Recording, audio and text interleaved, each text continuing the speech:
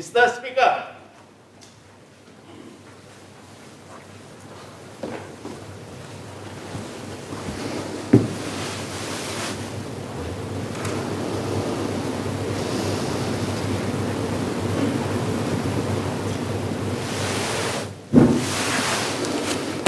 Order. Item 1, resumption of debate on the budget statement, second allotted day. Mr. Melvin Yong.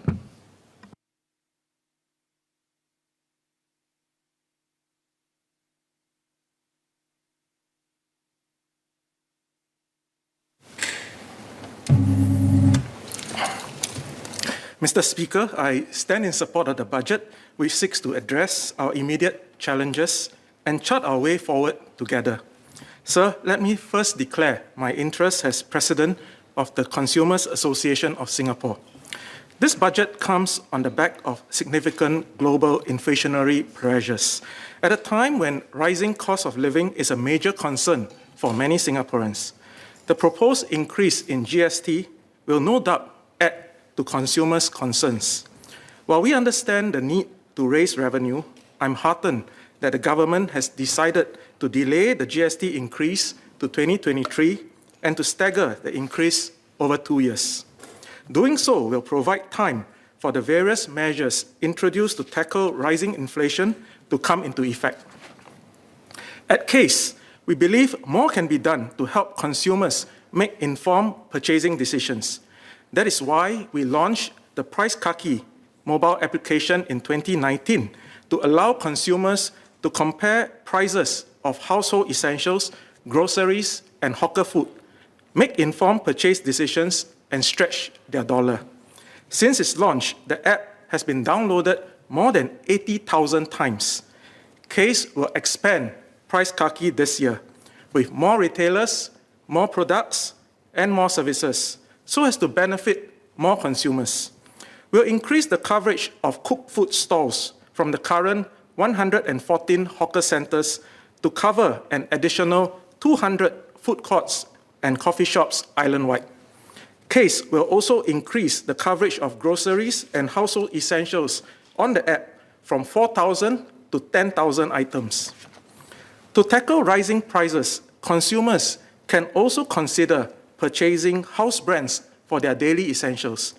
According to Price Kaki's data, house brand products can cost 10% to 25% cheaper than brand goods. House brands can be just as good and have similar nutrition value as regular brands.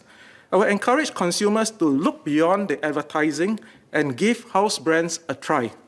The same taste for much lower cost may come as a pleasant surprise.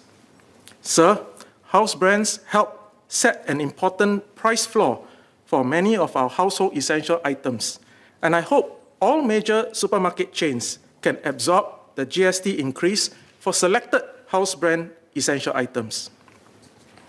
But comparing prices alone is insufficient if a retailer chooses to maintain the price but reduce the quantity of the product. To tackle this shrinkflation, I would like to call on the government to introduce mandatory unit pricing for supermarkets and grocery retailers in Singapore. Mandatory unit pricing is already practiced in countries such as Australia, Argentina, and Chile. This might have been a logistical and administrative challenge in the past when price tags were printed on paper placed manually on the shelves. With the wide use of digital price tags today, supermarkets should have no difficulty displaying unit pricing. As part of our commitment to price transparency, CASE will display unit price alongside the retail price for items listed on Price Kaki. Sir, COVID-19 has impacted many of our heartland shops and hawkers. While the CDC vouchers have been a major help, more can be done to help our neighbourhood merchants transform their businesses.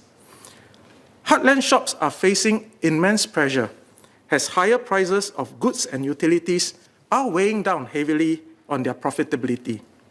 They are also facing stiff competition from online retailers. As consumers' purchasing behavior shifts to e-commerce, accelerated by the pandemic, I thought it would be helpful to onboard our heartland merchants and hawkers onto a major e-marketplace. This will help them tap on the huge e-commerce potential. I'm therefore glad that Lazada Singapore has partnered Radin Mas to launch the Radin Mas Marketplace at Lazada. This will be Singapore's first e-marketplace for heartland shops. Lazada will onboard all interested merchants and hawkers in Radin Mas, which number close to 600, and allow them to list their first 100 items on the e-marketplace at no cost. Lazada will also teach our merchants how to better engage with younger customers, such as through live streaming. Merchants and consumers can also benefit from the occasional promotional campaigns organized by Lazada. Sir, our heartland shops are an important part of our social fabric.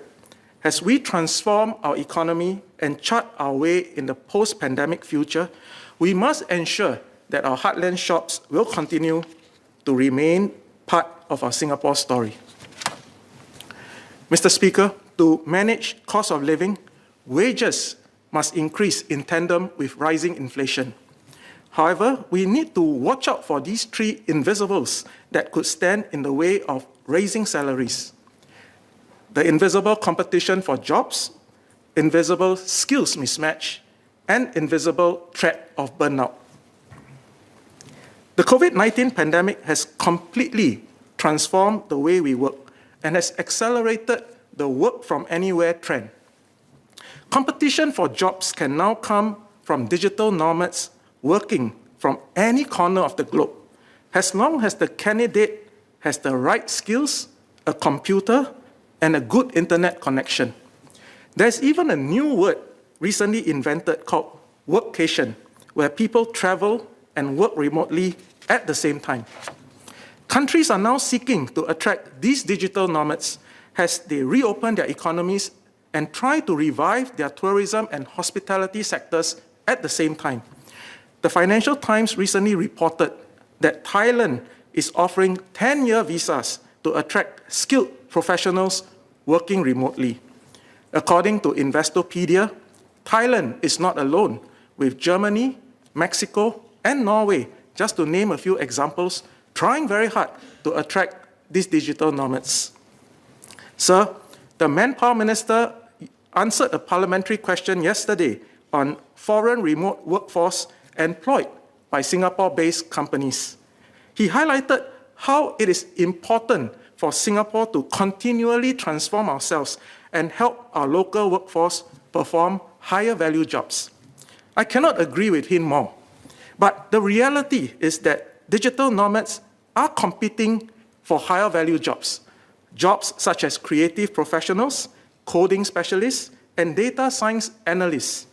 Simply put, companies today need not hire people based physically in Singapore to fill jobs here, and our PMETs are particularly at risk of being displaced by an invisible competition sitting by the poolside of a resort in Phuket. While the increase in minimum qualifying salaries for employment pass and S-pass holders may be a short-term measure, I urge the government to study this trend and review if our existing labour policies would continue to remain relevant in the years ahead. Do we need to adjust our policies and economic strategies to account for this invisible global competition for local jobs? According to data from the Manpower Ministry, Singapore had a record high of 98,700 job openings in September 2021, with the number of job vacancies more than double the number of unemployed people. On the ground, however, the labour movement has received feedback from PMETs, particularly those in their mid-career, that they find it difficult to land these jobs. Jobs looking for people, people looking for jobs. What could be the reason for the disconnect?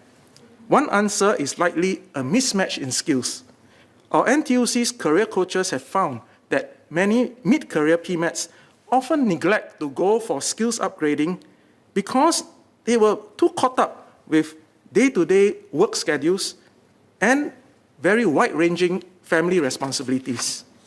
And that is why I'm glad that the government is committing $100 million to scale NTUC's company training committees.